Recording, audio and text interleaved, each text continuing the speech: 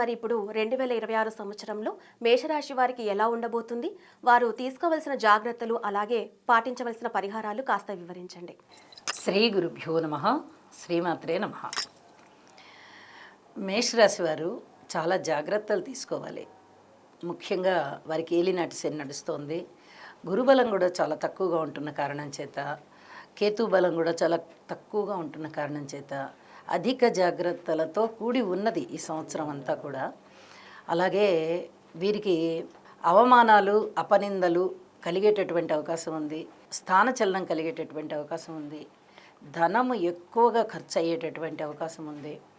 అలాగే కొంచెం అప్పులు ఎక్కువగా అయ్యేటటువంటి అవకాశం ఉంది.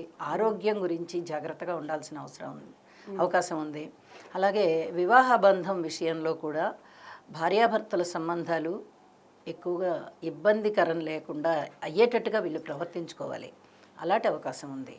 ఇవన్నీ కూడా కొంచెం భయం అనిపిస్తుంది వినంగానే. అమ్మో మాకు ఇంత బాలేదా అనుకుంటారు. అయితే రాహు గారు చాలా బాగున్నారు కాబట్టి, గోచార రీత్యా రాహు లాభస్థానంలో ఉన్నప్పుడు అధికమైనటువంటి ధనాన్ని ఇస్తారు. ఆ ధనం వస్తున్నప్పుడు కొన్ని ఖర్చులు తట్టుకోవడానికి కానీ కొంత మానసికంగా దృఢత్వం కూడా ఏర్పడుతుంది. ఎందువల్ల అంటే మనకి ధనము లేక ఖర్చులు ఎక్కువైపోయి పరిస్థితులు కూడా మన చేతుల్లో లేవు అన్నప్పుడు మనిషి ఇంకా బేలైపోతారు. కాస్త ధనం ఉంటే గట్టిగా ఎక్కడన్నా అవసరమైతే ధనం ఖర్చు పెట్టి అయినా ఏదైనా చిన్న చిన్న కష్టాలని గట్టెక్కడానికి అవకాశం ఉంటుంది.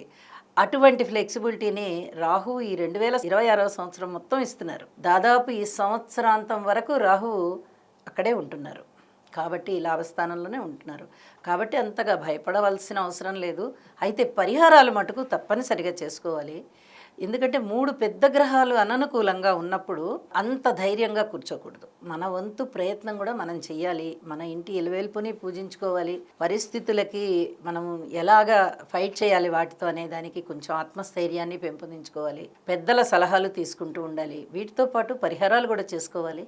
ఆ పరిహారాలు కూడా చెప్పుకుందాం మనం ఇప్పుడు. ఒకసారి ఆ పరిహారాలు చెప్తారా? పరిహారాలు, మేషరాశి వారికి గురు అనుగ్రహం ఖచ్చితంగా కావాలి.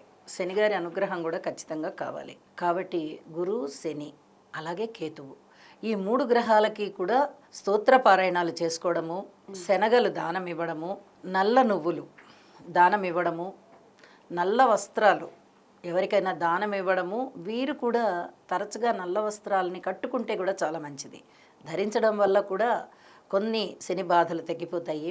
అలాగే శనిగారికి తైలాభిషేకం చేయించడం కూడా చాలా చాలా ముఖ్యం. ఒక్కొక్కసారి ఈ పరిస్థితులు కొంచెం ఎదురు తిరిగినట్టుగా ఉంటాయి. అలా ఎదురు తిరిగినట్టుగా ఉన్నప్పుడు వీళ్ళు ఎక్కువగా కాలినడకన ఏదైనా ఒక ప్రదేశం నుంచి ఇంకొక ప్రదేశానికి, ఇప్పుడు కార్యాలయాలకు వెళ్ళాలి ఉద్యోగాలకి, అలాంటప్పుడు కాలినడకన వెళ్ళడం, అదే దగ్గర అయినట్టయితే. అలాగే ఏదైనా బంధువుల ఇంటికి వెళ్ళాలి, కాస్త దగ్గరగా ఉన్నట్టయితే కాలినడకన వెళ్ళడం. కాలినడకకి చాలా ప్రాధాన్యత ఇచ్చినట్లయితే చాలా వరకు ఈ ఏలినాటి శని టైంలో ఉన్నటువంటి బాధలు తగ్గిపోతాయి. ఇది గుర్తుపెట్టుకొని చేస్తే చాలా మంచిది.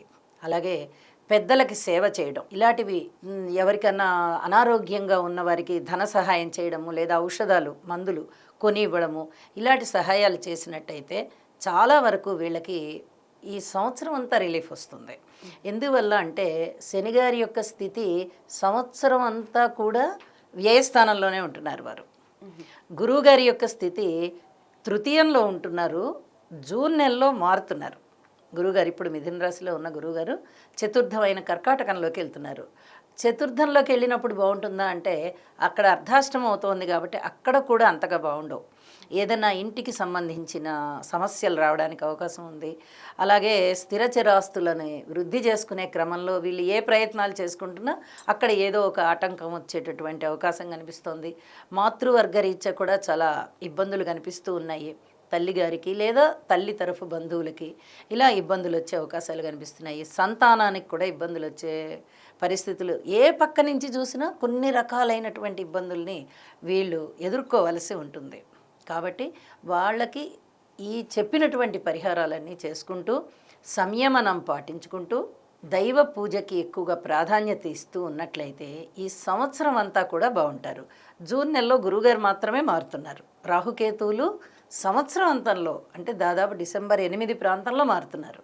అంటే త్రూ అవుట్ ఇయర్ అంతా ఉన్నారు కదా అక్కడే, కాబట్టి వాళ్ళ గురించి మనం అంత బాధగా ఆలోచించని అవసరం లేదు.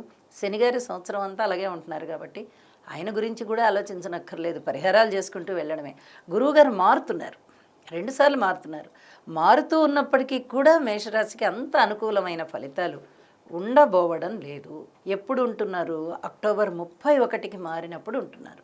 ఇంకా దాదాపు 2 నెలల కాలమే, నవంబర్ డిసెంబర్ మాత్రమే, 2 నెలల చివరికి వచ్చిన తర్వాత మాత్రమే కొంచెం అనుకూల పరిస్థితులు ఉంటాయి. ఎప్పుడు సింహరాశిలోకి గురువుగారు మారినప్పటి నుంచి కొంచెం అనుకూల పరిస్థితులు ఉంటాయి. అప్పటి వరకు కూడా ఈ చెప్పినటువంటి పరిహారాలు చేసుకుంటూ ఉన్నట్లయితే చాలా చాలా బాగుంటారు.